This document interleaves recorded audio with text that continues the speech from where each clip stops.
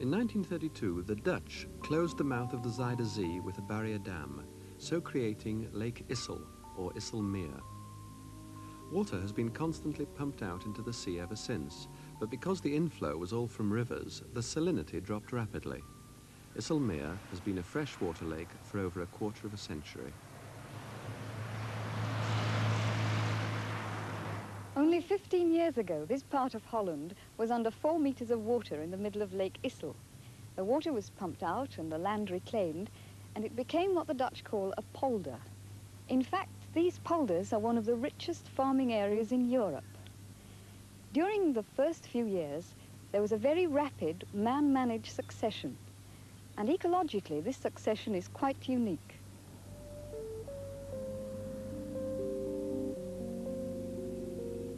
This is South Flevoland, the only place in Western Europe where large numbers of new farms are being built. It takes the Isselmeer Polder Authority 6 or 7 years to work their miracle. Today's dairy farm started from an unpromising beginning. To make a polder, they build a dike and surround a part of the lake. Then the water is pumped out of the enclosed area.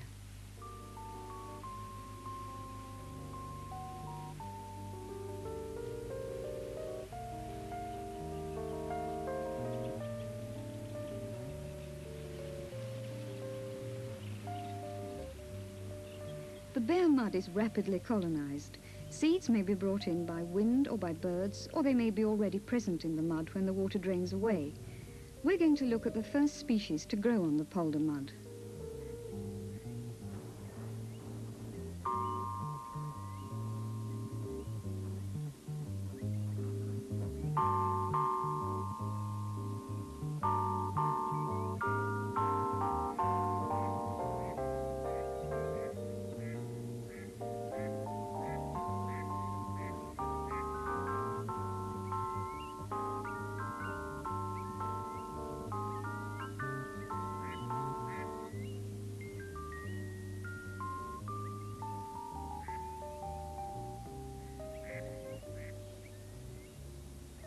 All this vegetation around here is Senecio congestus. And this is one of the very successful annual pioneer plants which colonizes the bare mud in the polders.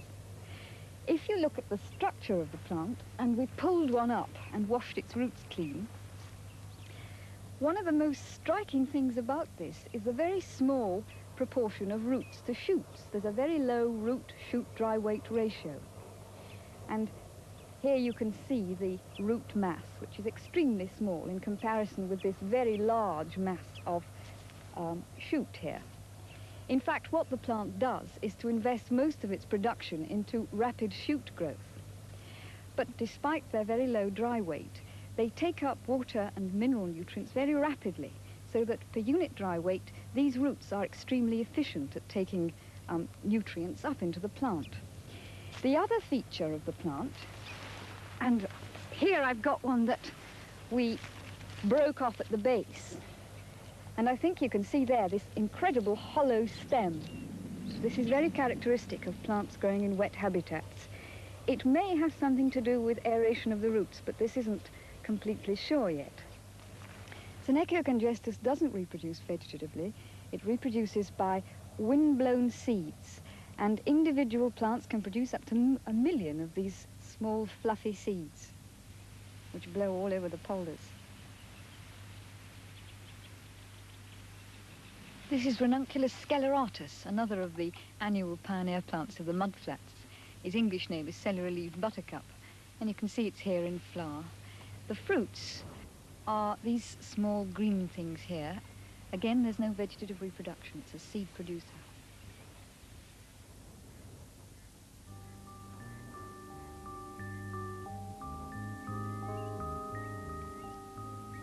This is an undrained, low-lying part of the new polder. On the new mud, the pioneer species haven't grown up yet.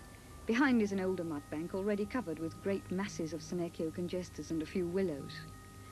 At this early stage in the succession, it's a haven for wading birds like the avocet, which breeds in large numbers here.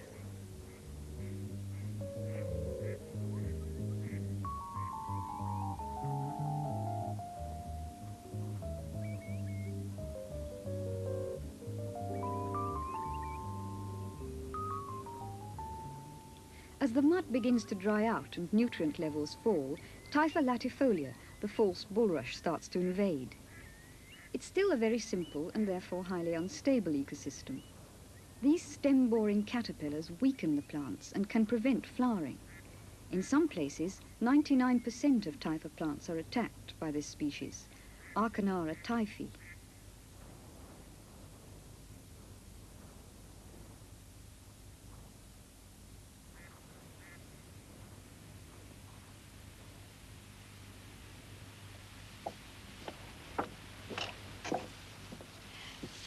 All this vegetation around here is the secondary perennial plants, the part of the succession which comes in after the land has begun to dry out, and it's mostly Phragmites communis, the common reed. Now this is largely sown by aeroplane, but once sown, the plants spread very rapidly, mainly by means of these horizontal underground rhizomes, these underground stems. These not only help to spread the plant, but they also help to bind the ground together. The other way in which the plant spreads is by means of the runners.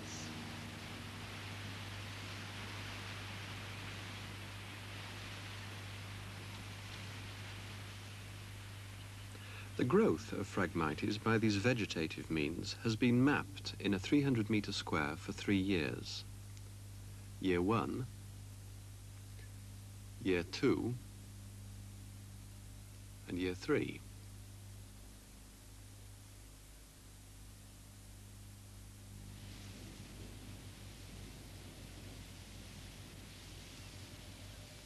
Eventually, Phragmites beds form a dense cover over enormous areas of the new polder. By their rapid transpiration, they actually dry out the soil very rapidly, and such dense growth prevents most other species from becoming established. Infrared aerial photographs are used to map the vegetation on this low-lying part of the polder. Looking at a part of this area diagrammatically, on the left is water and on the right is exposed mud. In the first year, colonization of the mud is by Senecio congestus, which covers the whole area. After 4 years, the picture is somewhat different. The coastline has slightly changed, and Senecio is confined to a small area. It's been succeeded over much of the area by Typha latifolia and by Phragmites communis, which are both perennials.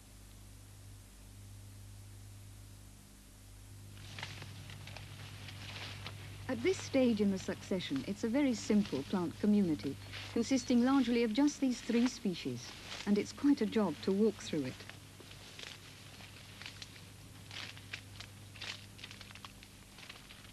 Over here, there's a clump of willows. Willow branches have always been used in the construction of dikes.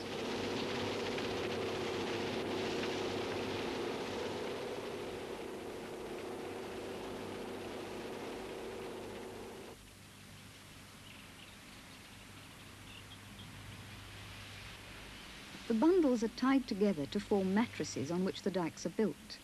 Afterwards, they sprout up through the dike and drop their seeds into the water, so they're widely distributed all over the new land.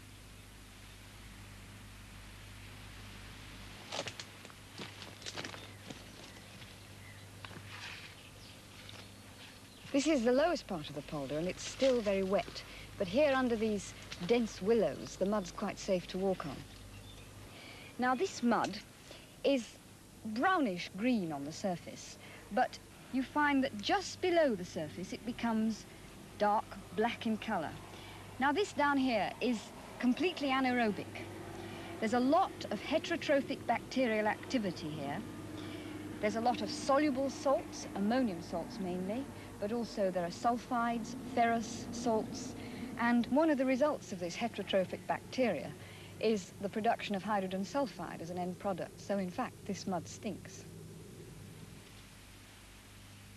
Here's an older part of the polder where the mud has been dried out by the willows. Creeping thistle, Cirsium arvense, is growing in dense patches.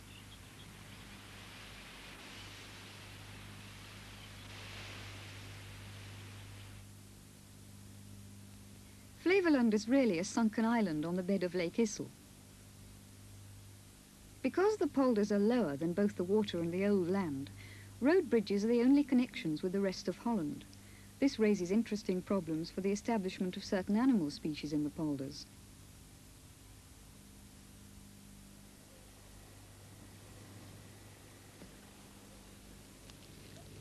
One of the ecologists working here is Dr. Hengeveld of the Ecological Institute at Arnhem.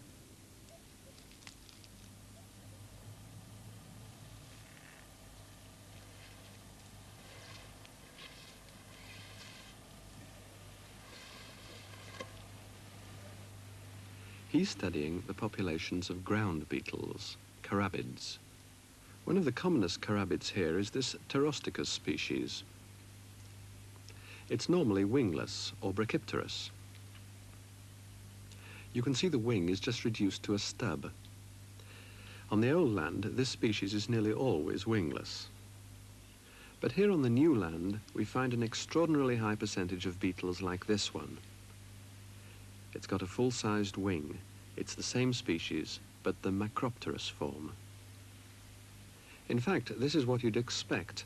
On the new polder, all the beetles must have arrived by flying. This is another animal whose colonization of the new land has been investigated. The distribution of moles has been mapped in East Flevoland since 1956. We call this Year 1. Year 4, Year 7, and Year 10. Moles don't have the advantages that the macropterous carabids have. In fact, at this rate, you won't find moles all over Flevoland until after the year 2000. When the extensive Phragmites beds have been growing for 3 years, they're destroyed.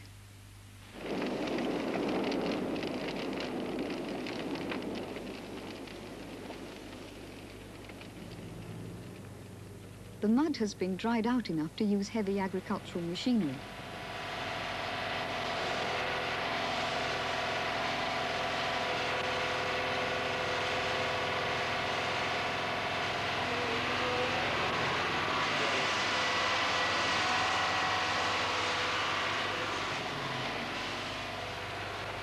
You can see plastic drain pipes projecting into all the open ditches in these new polders.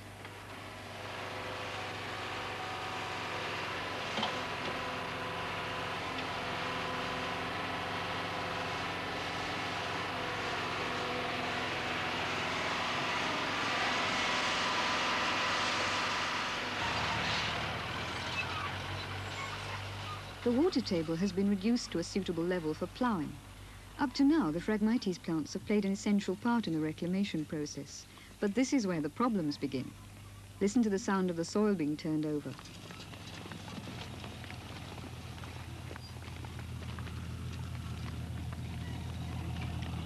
What you could hear was the rhizomes cracking as they were being broken.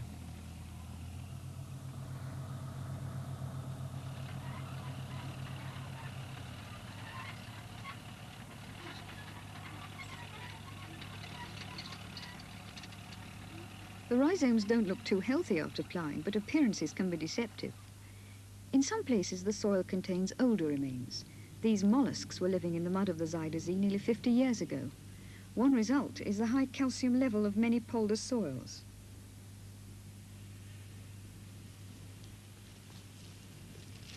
Here's another Phragmites rhizome. Where land is wanted for recreation rather than farming, fast-growing poplar trees are planted directly into the drying reed beds.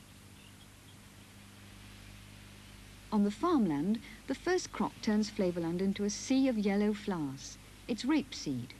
It forms a dense cover excluding all weeds and grows well even in wet soil. And it's a valuable cash crop as the seeds are a source of vegetable oil. This is winter wheat. The small drainage ditches are 2 meters apart, but Phragmites is causing problems. Earlier on it was essential. Now it's a weed, a serious and rather unusual weed.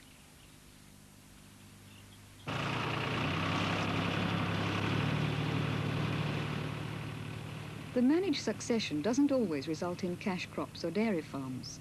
The Polder Authority is also trying to establish nature reserves. 5 years ago, several common species of grass were sown here, and the area designated a grassland reserve.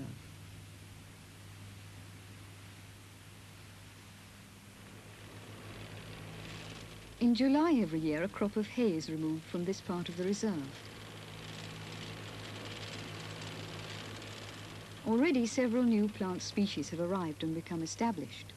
Here's one, Carex autribi. In 1973, the first orchids were found.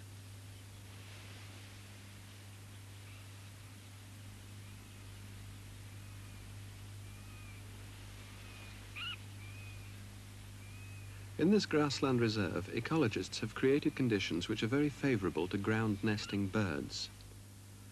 The black-tailed godwit and the smaller redshank are both common here, and so is the lapwing. All these birds make rudimentary nests in the grass. This is a map of the grassland reserve. It's just 1/4 square kilometre. In the first year, there were small numbers of nests of godwits, squares, and lapwings, discs. Year 2, Year 3, Year 4. By Year 5, 1973, there are over 400 breeding pairs of these two birds. This is a pair of ruffs. This species is quite a rarity in Holland. We look at a map of the nests of ruff, squares, and redshank, circles. In Year 1, there were only 2 nesting pairs of each bird. Year 2. In the 3rd year, there were over 10 times as many pairs of each species. By Year 4, it looks as if breeding populations are stabilizing at around 20 pairs of each. In places where the polder soil is rather poor, woodland reserves have been created. This looks like a fairly normal sort of a woodland, but in fact there are a few unusual features. This is one of them. It's a Phragmites plant, very atypical woodland plant, a relic of the original reed beds. And even though this has been a wood now for 13 years, you still get them coming up here. There's another unusual feature of the woodland here. If you look closely, you can see that the trees are all in straight lines. They're all planted. New arrivals are already growing here. White campion and valerian, a typical plant of damp woodland. This is the 3rd type of nature reserve set up by ecologists from the Isselmeer Polder Authority. An attempt is being made here to reverse the succession on the polders and create conditions suitable for the development of a fenland community.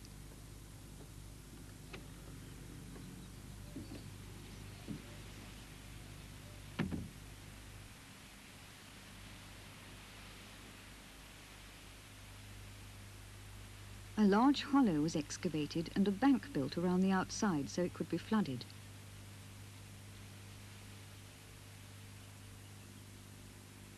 The island was specially built with holes at different levels for nesting shelduck and sand martins.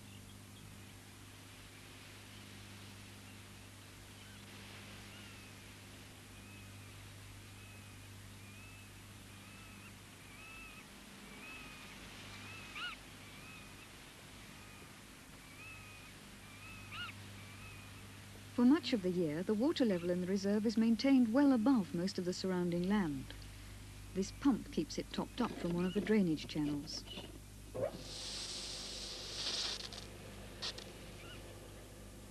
Because of this, the Phragmites beds remain healthy. In fact, conditions here are similar to those of an earlier stage in the draining of the polder, and many water birds are nesting here.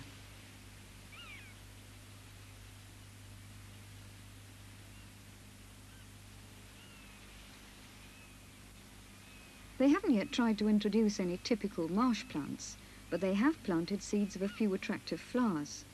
This is Chrysanthemum leucanthemum, the dog daisy, which is well established on this bank 2 years after it was first sown. This is probably the only place in Europe where new nature reserves are being built up from scratch, literally from the bare mud. There's been a lot of success in introducing new kinds of birds and having them nesting here, but the real object's to produce whole balanced communities with rich fauna and flora, and it's the plants which are the really difficult things to manage. If the Dutch succeed with this first fen reserve, then new and much bigger ones are planned with full government support. And it's a really exciting ecological enterprise. But what would happen to the Phragmites beds if they weren't burnt or ploughed up, but just left? This problem is being investigated by an entomologist.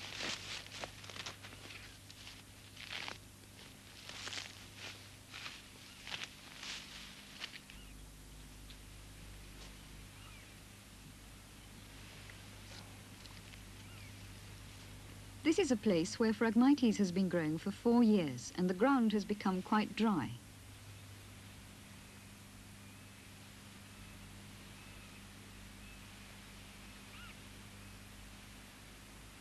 When the rhizomes are investigated, it's found that more than half of them are damaged by these caterpillars of the rhizome borer.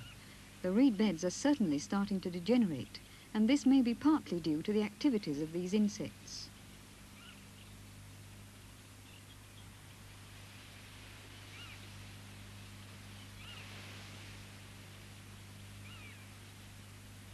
But there are many unhealthy yellow plants even where the water level is higher.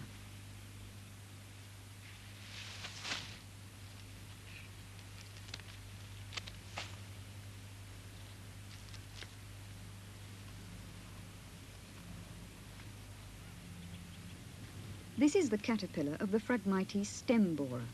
Each caterpillar needs to eat the inside of 3 stems before it's fully grown.